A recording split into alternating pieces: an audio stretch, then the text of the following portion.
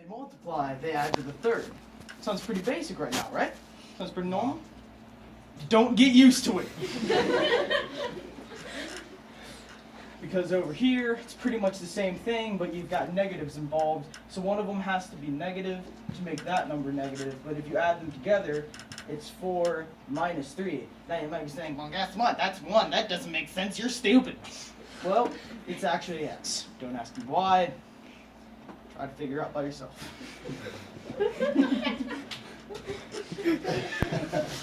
Factoring by greatest common factor. Here. It's kind of like the same deal as last time, but it's not at all.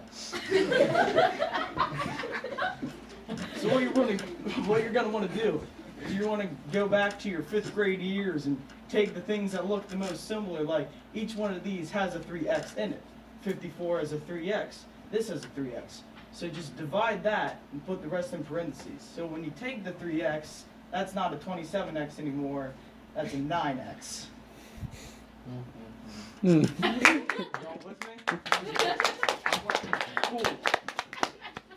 And then plus 18 because that divided by 3x is 18. Then you get rid of the x because it's already there. And then, so you might look at it and be like, well, that just doesn't look complicated enough. So you have another step. And then you just do the same thing again with the other numbers, and that takes away that exponent because it does that again. It takes away that x because it does that again, and then it adds the other x because it's from over there. Are you happy? It's a lot more to it, but since it's over there, it gets combined with that because you didn't actually take away fully from everything else. And then over here, you do basically the same thing. It's just over here to try to confuse you more, make sure you're not understanding it too much.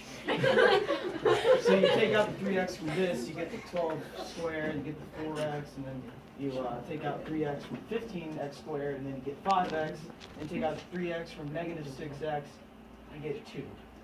Negative 2. Now, the only reason that this does not have 3 is because you cannot simplify that further, because you should have learned back when we were doing 2 plus 2 that 4 cannot be divided by 3. That shouldn't be that groundbreaking. Don't spend 30 minutes in class talking about it. Move on to factor by grouping. Factoring by grouping is essentially when you can't do anything else. You do this. This is your last resort. This is the Hail Mary of math. So, what you're doing here is you put the parentheses around the first 2 things. So further, you have lessons that you actually need to simplify down using GCF. So these in all don't have a greatest common factor, but when you group them into smaller groups, they do. So once you group this into a smaller one, 25x plus 10x squared, it's just the same thing. Not to plus because those were already minus previously. With that, you didn't get rid of anything. It's just doing it in the less slash more slash none of you understand what I'm saying anyway, so we're just gonna go on to the next step. Ask about it tomorrow when you don't do homework. And then, speaking the truth. You do the same thing as you would do for the other ones, and then you just simplify here and find the greatest common factor. Essentially here will be 5x squared because you have the 25, and then you have the 10. Those are both multiples of 5x squared. So you take it away from that, and you get 5x. Take it away from that, and you get 2, because there's already x2 there, so you just mark out that x2. And if you take 2 x's from 3 x's, you have 1. Good one. And then over here, you find out the greatest common factor for that, and then you divide negative 10 by 5, and then negative 4 by 2. And then you get negative 2. Negative 2, but it's negative 2x. And then you separate that, you differentiate that between the 2 more. Because you combine that 5x squared with this other one over here, and that's 5x plus 2. And since these things are the same, just kind of move them down to the left or to the right. Doesn't matter in some cases. In some it does. The majority of math. This one has a lot of pretty colors.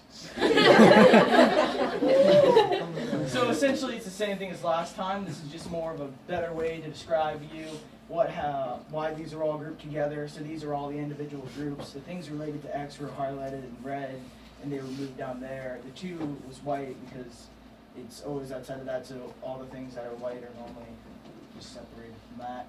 And then you have yellow, which is part of the second one when you group it down, because you can't do anything else like last time for the past 3 weeks.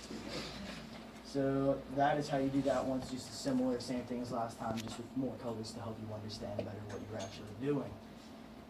Now, that has been the best introduction to math.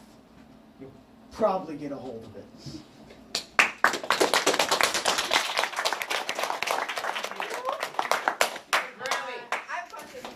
Yeah.